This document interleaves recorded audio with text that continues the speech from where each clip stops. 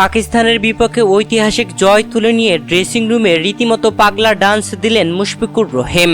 দর্শক, পাকিস্তানের বিপক্ষে প্রথম টেস্টে এমন দারুণ জয় তুলে নিয়ে কেমন ছিল বাংলাদেশের ড্রেসিং রুমের অবস্থা, সাকিবদের কেমন ছিল উল্লাস।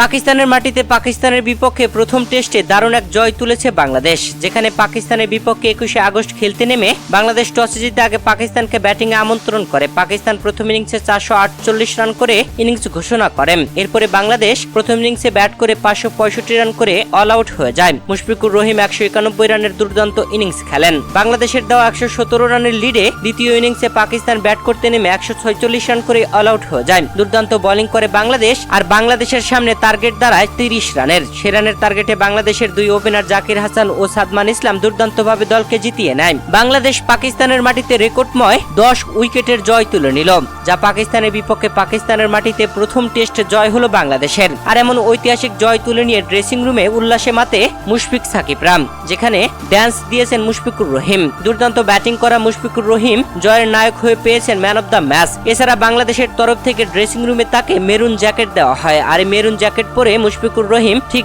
এমন ভাবেই নেচেছেন। দর্শক, সাকিবরাও রীতিমতো উল্লাসে মাতেন।